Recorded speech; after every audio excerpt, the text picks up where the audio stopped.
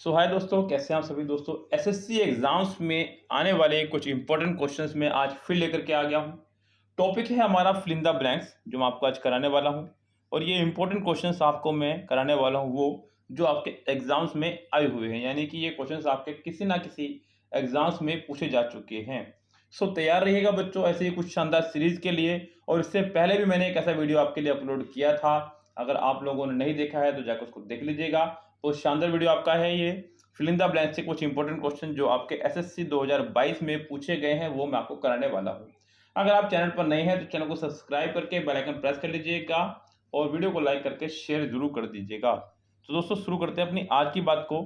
पहले क्वेश्चन से शुरू करते हैं बच्चों अपने। I always fall dash old friend in times of need. आपको बताना है कि यहाँ फिल इन द ब्लैंक्स में क्या वर्ड रहने वाला है। सो गैस यहाँ पर फॉल के साथ में ओवर अगर मैं लगाता हूँ तो गैस फॉल ओवर मतलब किसी पर हावी होना, तो ये इसका मीनिंग होने से रहा। यस, फॉल थ्रू कोई वर्ड ही नहीं है। फॉल बैक ऑन, अगर मैं यहाँ पे फॉल बैक ऑन लगाता हूँ तो ये एक पूरा आइडियम बन जाएगा आपका, ये पूरा फ्रेजल वर्ब कह लीजिएगा। ये पूरा मीडियम बन जाएगा आपका, यानी कि सहारा लेना। क्या हो जाएगा बच्चों? सहारा लेना। तो यहाँ ये पूरा मीनिंग फिट बैठ रहा है। I always fall back on old friends in times of need, यानी कि जरूरत के समय पर मैं अपने पुराने दोस्तों का ही सहारा लेता हूँ। सो यहाँ ये बिल्कुल करेक्ट, प्रॉपर, बिल्कुल सही सेटिंग के साथ में बैठ रहा है वर्ड आपका। सो ये आपका आंसर हो जाएगा बिल्कुल पूरी तरह से करेक्ट। सो गैस इसका आंसर आपका हो जाएगा सी, पूरी तरह से करेक्ट। यहाँ बच्चों आप लोग देख पा रहे हैं कि इडियम, फ्रेजल वर्ब,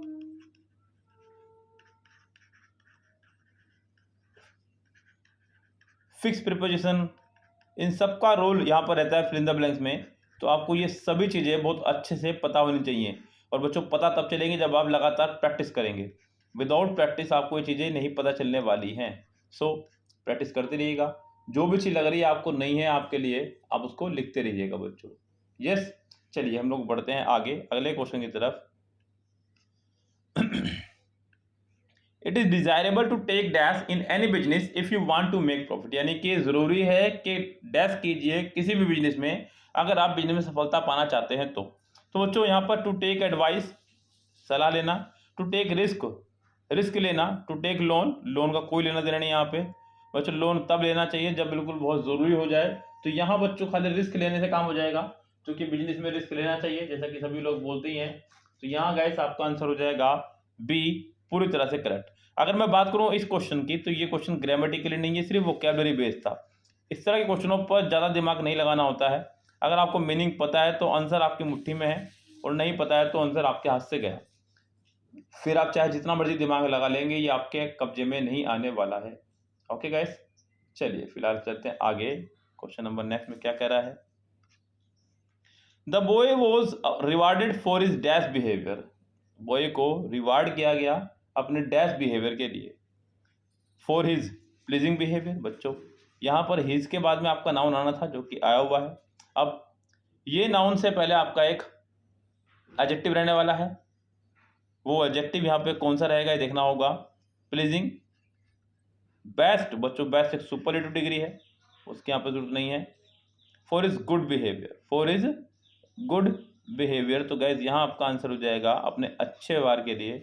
एक सिंपल एडजेक्टिव मुझे यहाँ मिलना चाहिए था, वो मुझे है यहाँ पे। तो गैस इसका आंसर हो जाएगा आपका सी, पूरी तरह से करेक्ट। ये थोड़ा सा ग्रामेटिकली बेस्ड भी, थोड़ा सा वोकैबुलरी बेस्ड भी था आपका। People have become dash under the burden of heavy taxes. लोग डैश हो चुके हैं हैवी टैक्सेस के बर्डन में। People have become reckless, punished, fatigue या इम्पेशेंट। तो गैस रेकलेस थका थका, पनिश मतलब दंडित, फैटिग माने थका थका, सॉरी रेकलेस मतलब लापरवाह, लापरवाह,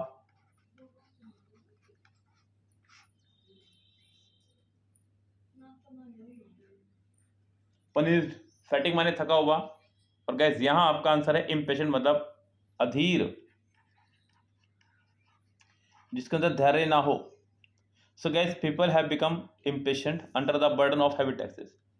हैवी टैक्सेस के बर्डन में लोग अधीर होते जा रहे हैं, जिनके अंदर धैर्य नहीं रहता है मतलब। तो इसका आंसर आपका हो जाएगा डी, पूरी तरह से करेक्ट। ओके गाइस, चलिए आगे बढ़ते हैं क्वेश्चन नंबर नेक्स्ट पे। सो गाइस नेक्स्ट पर बढ़ने से पहले मैं आपको बता दूं दोस्तों, इसी तरह के अगर फिल इन द ब्लैंक्स आप लोग चाह रहे हैं कंप्लीट सॉल्यूशन के साथ में फ्रॉम किरण 14,000 या 16,000, दो वर्जन आपके पास किरण के हैं जैसा कि आपको पता ही है। किरण के 14,000 सॉल्यूशन और किरण के 16,000 सॉल्यूशन से अगर आप चाह रहे हैं complete solution fill in the blanks का, तो आप लोग बाय कर सकते हैं दोस्तों। यहाँ से इसकी फीस रहेगी सिर्फ 75 रुपीज़ और यहाँ फीस उसकी 99 rupees. Complete fill in the blanks आपको मिल जाएंगे किरण बुक से। ओके दोस्तों, चलिए बढ़ते हैं आगे। The worker use dash to patch up the hole in the wall, यानी कि दीवार के जो पैचअप हैं, जो झिरियाँ हैं, जो खाली जगह हैं, उनको भरने के लिए वर्कर ने यूज़ किया सैंड यानी कि रेत का। बच्चों रेत से कोई चीज़ नहीं भरी जाती है। सोइल यानी कि मिट्टी का। ग्रास यानी कि घास का। सीमेंट यानी कि बच्चों यस आपको पता ही बच्चों, इसके लिए हम लोग इस्तेमाल क्या करते हैं, सीमेंट का। I sense the dash of the argument, I dash the sense of the argument. So guys यहाँ पर I dash the sense, I sense the beautiful of the dash. Beautiful आपका एक एडजेक्टिव है, एडजेक्टिव की यहाँ requirement नहीं है because the आ रहा है, उससे पहले ऑफ आ रहा है, ऑफ के पहले आपका यहाँ पर कोई नाउन आना चाहिए था। प्रपोजिशन से पहले यहाँ पर कोई नाउन होना चाहिए क्योंकि नाउन से पहले ही द आया करता है।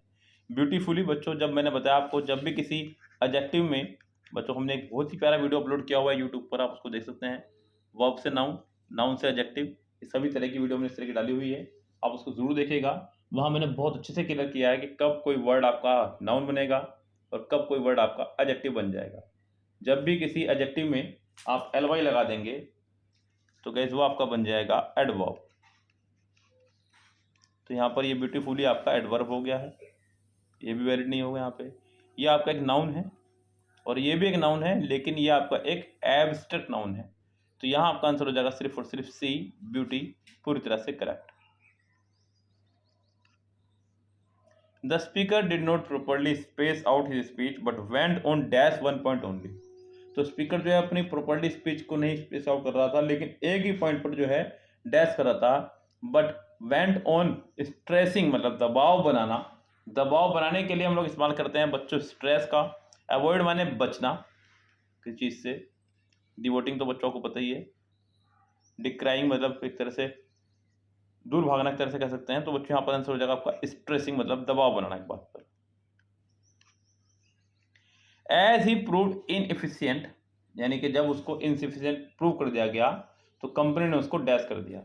Reject, erected, evicted, expelled. Expel मतलब होता है बच्चों बाहर निकाल देना, यानी कि कंपनी ने उसको बाहर निकाल दिया। ये था आपका वोकैबुलरी बेस्ड क्वेश्चन। चलिए आगे बढ़ते हैं क्वेश्चन नंबर नेक्स्ट पर। You must refrain dash such an act. बच्चों जो आप वर्ड देख रहे हैं रिफ्रेन, रिफ्रेन ऐसे एक आपका वर्ड होता है एब्सटेन, सफर। ये बहुत सारे वर्ड हैं जिनके साथ में फिक्स प्रीपोजिशन आपकी फ्रॉम रहा करती है। तो यहाँ आपका बिल्कुल फिक्स प्रीपोजिशन आपकी फ्रॉम रहेगी, आपको किसी और प्रीपोजिशन की यहाँ पर जरूरत नहीं है।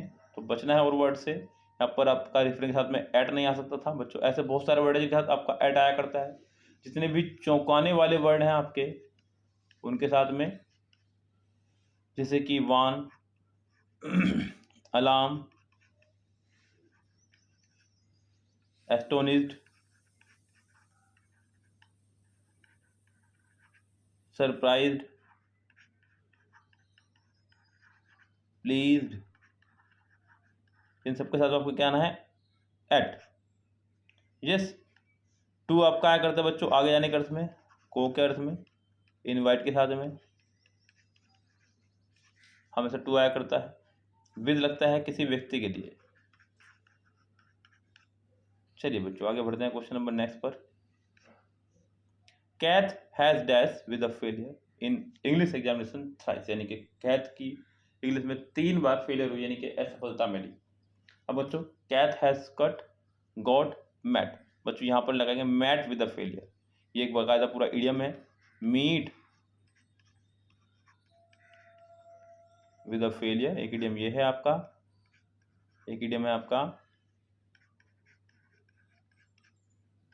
मीट विद एन एक्सीडेंट, यानी कि एक्सीडेंट हो जाना या फिर असफल हो जाना। इसका मतलब असफल हो जाना, इसका मतलब किसी का एक्सीडेंट हो जाना। Yesterday I met with an accident, कल रात मेरा एक एक्सीडेंट हुआ। तो यहाँ पर हम लोग मैट विद एन एक्सीडेंट इसलिए लगाते हैं बच्चों, मैट सेकंड फॉर्म है मीट की, और यही आपकी थर्ड फॉर्म भी है।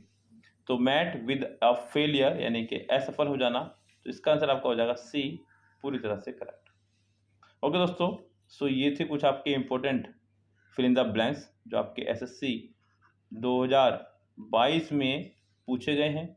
अब दोस्तों, अगर आप चैनल पर नए हैं तो चैनल को सब्सक्राइब करके बेल आइकन जरूर प्रेस कर लीजिएगा, जिससे कि आपको आने वाली वीडियोस के नोटिफिकेशन समय पर मिलते रहे। ओके दोस्तों, तो फिलहाल चलते हैं, लेते हैं आपसे विदा, मिलते हैं आपसे अगली वीडियो के साथ में, तब तक के लिए bye bye, have a nice day.